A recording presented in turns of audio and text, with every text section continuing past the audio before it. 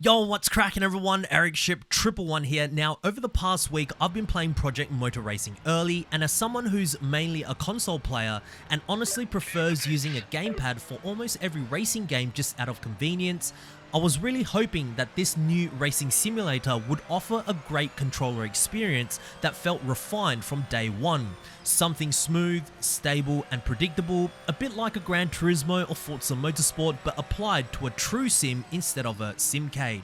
Now I know there's this popular belief that racing sims and controllers don't go together, that unless you have a full wheel setup, you're not getting the quote-unquote proper experience. But that thinking is outdated, especially when Project Motor Racing themselves promoted controller gameplay before release and is also launching on both Xbox and PS5. If you're putting your game on console and showcasing gamepad footage, I think it's fair for players to expect polished controller support from day one. So my expectations were simple. I wasn't hoping for the game to feel like a Forza Horizon or to suddenly become casual friendly. I just wanted the basics to feel solid. Things like consistent steering response, predictable grip, and inputs that don't send your car into chaos with the slightest movement. So after playing both pre-launch and the day one patch, what do I think? Has anything changed and is it playable? Well, I can tell you this, playing on the PlayStation 5, I can confirm that the cars I originally believed were already drivable before, like the Mazda MX-5 and the GT3 cars, they have made some slight improvements after the day one patch. One major issue I had pre-launch was that downshifting while cornering would often over-rotate my vehicle, causing my car to slip, and since making minor corrections were difficult, I would spin out on occasion. I often tried to avoid this by coasting through each corner then downshifting through it, which of course wasn't exactly the fastest way to drive, but look, I had to make it work somehow and it did, but at the cost of driving well within what I knew I was capable of.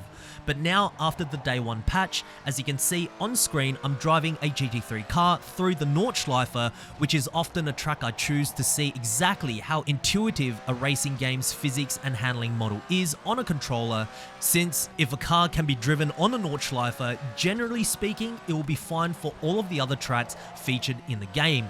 And now with the release patch live, I can confidently say that I'm able to push the GT3 cars far closer to the limit within my capabilities, which ultimately is all I ask.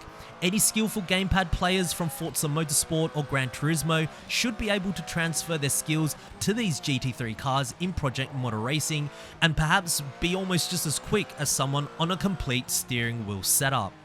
However, what about the higher horsepowered vehicles without any traction control or ABS like the GT1 or Group C category, or even the LMDH vehicles? Are they also raceable on a controller?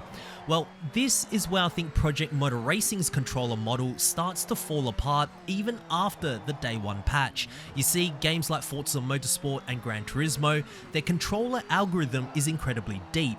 Each vehicle has its own pre-tuned settings such as steering curve, weight transfer smoothing, steering sensitivity, which is why playing on a controller in those titles feels so intuitive.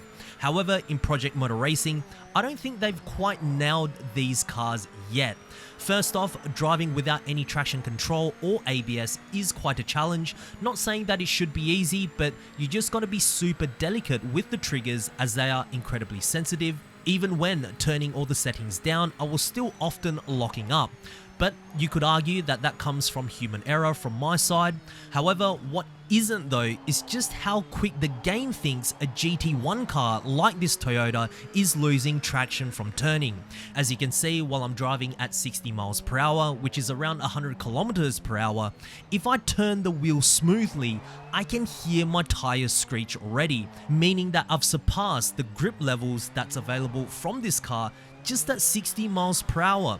Now, I don't know if the game is thinking I've full locked the steering to cause this to happen, but it shouldn't turn on like a switch. I should be able to slowly feel the weight of the car transfer and the grip gradually fighting more with the tarmac, but with the GT1 cars, this just doesn't happen.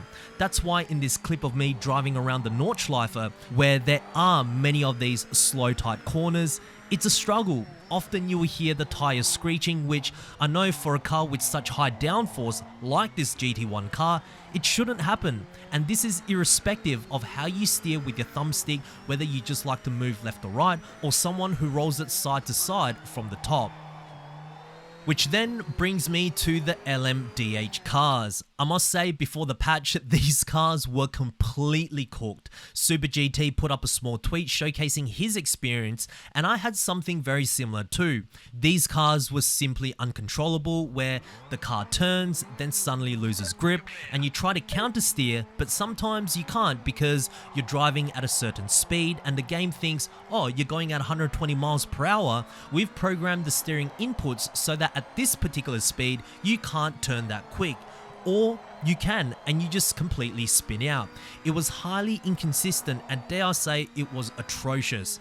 Now, with the day 1 patch, it's now become slightly more drivable, but the issues of the car losing grip like a switch, similar to the GT1 cars, still apply here. But it only amplifies what I think the developers have completely done incorrectly with their controller algorithm.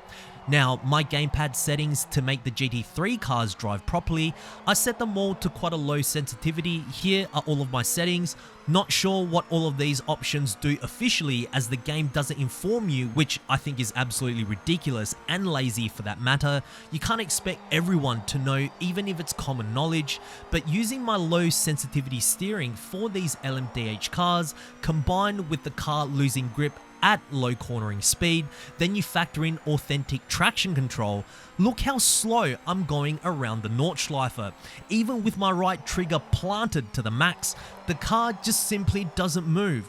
I believe the issue is that the game thinks I'm losing traction while I'm cornering, thus activating the traction control, which means that I'm overdriving the car around these corners. And that can only mean one of two things. Either I'm steering to the point where the game thinks I'm doing too much, or these LMDH cars aren't as dynamically engineered as I'd thought.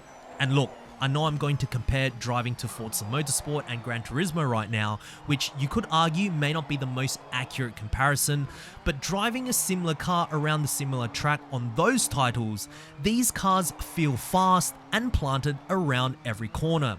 But in Project Model Racing, what on earth is this? Seriously, I feel like I've got no control whatsoever.